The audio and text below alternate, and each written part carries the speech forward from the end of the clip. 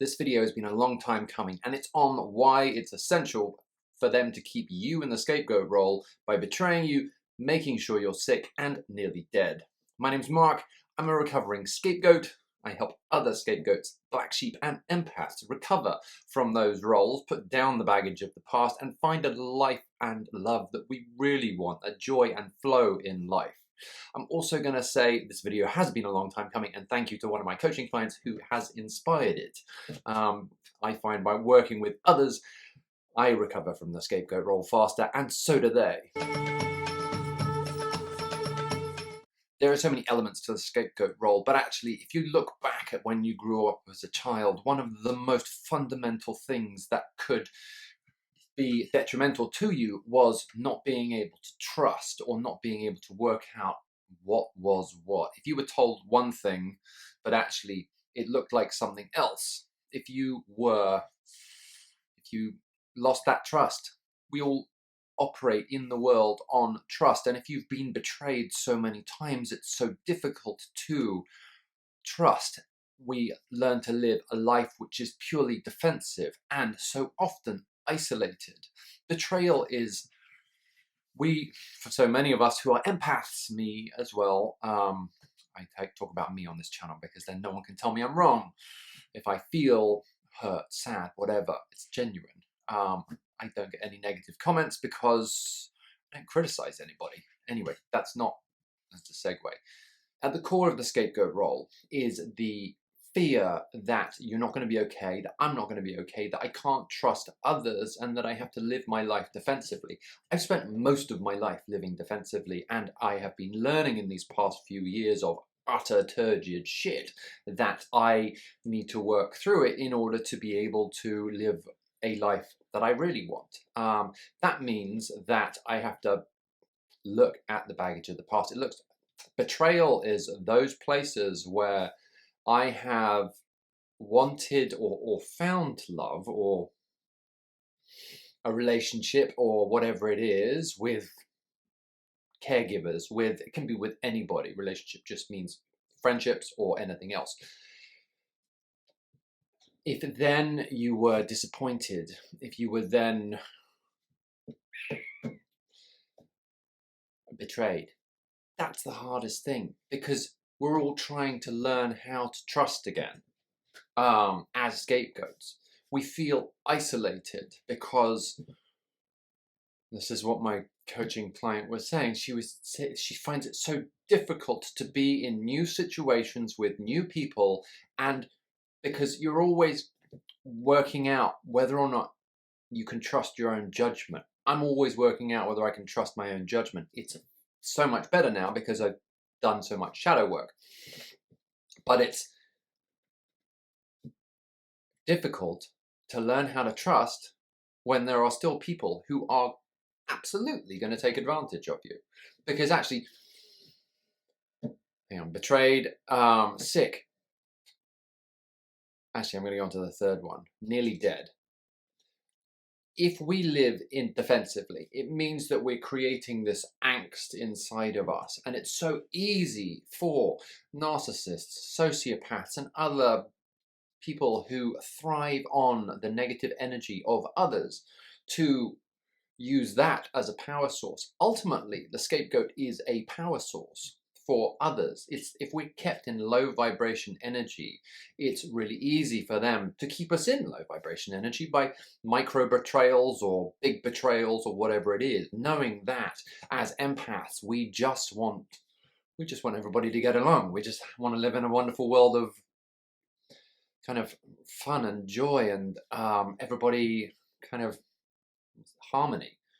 But other people, there are some who don't want that.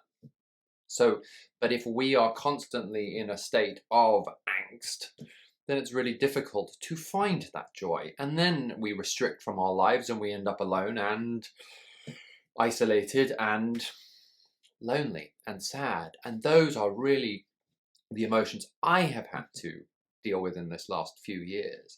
Anybody who's seen my journey has seen me traveling through the Americas trying to learn how to be alone, cope with the sadness, understand that I am still whole even though I have sadness, and that feelings are valid. If you feel sad, if you feel angry, if you feel hurt, if you feel betrayed, then that's how you feel. No one can tell you, no, you're wrong, you shouldn't feel sad. If someone comes up to you in the street, punches you in the face, and your friend turns to you and says, don't feel the pain in your face. It's bizarre. Of course you're going to feel the pain in your face.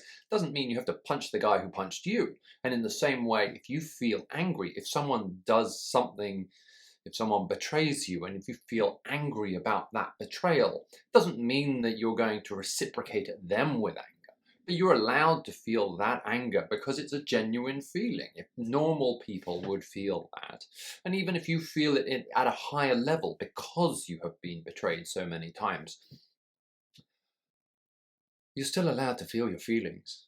That's one of the biggest lies of the New Age spirituality. It's like sadness is an illusion, fear is an illusion, shame is an illusion, and you should change it like that. Well, those people who don't have emotions are called psychopaths.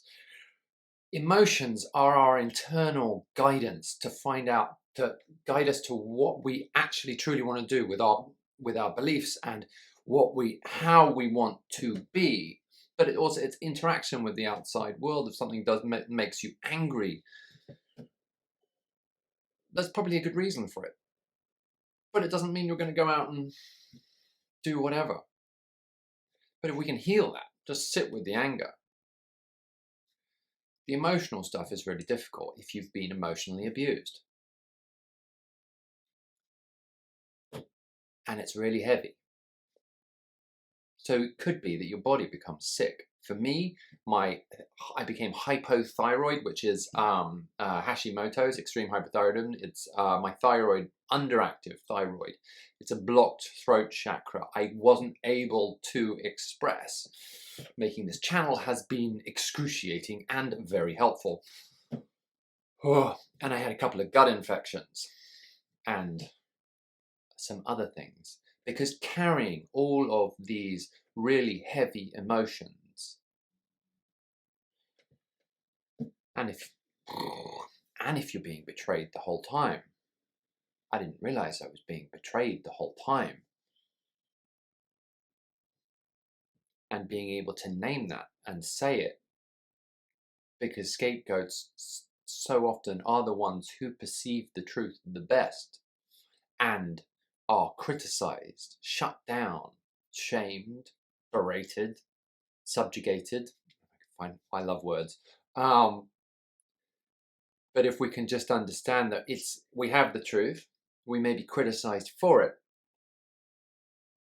The story of Jesus, I love that one because he actually spoke the truth a lot, and he got crucified for it. It's amazing. In the same way as Gandhi, Martin Luther King, or John Lennon. It's like, if we can just name the truth, hold our own sanity whilst fending off the insanity of others who say, you're wrong, you should feel ashamed of yourself. They try and blame us for putting down their baggage. We can just, that's why I find it so much easier to hang out with people like me. Black sheep, scapegoats, empaths. We are the fun ones. We are, there's something about us. And when I hang out with people like me, we understand each other. We are able to more easily learn to trust. And find a joy and a flow in life that I'm looking for and that everybody else is looking for who's kind of like me. You guys, thank you for watching. If you like this, share all of it. Oh God, I make imperfect videos. I think you guys know this by now. I find it difficult to be on camera. Sometimes I find it excruciating to be on camera. And yet I get better healthier in all ways as I express myself on camera. With the health stuff as well, I really needed to recover some of that health stuff, and it's been really difficult, and but it's working.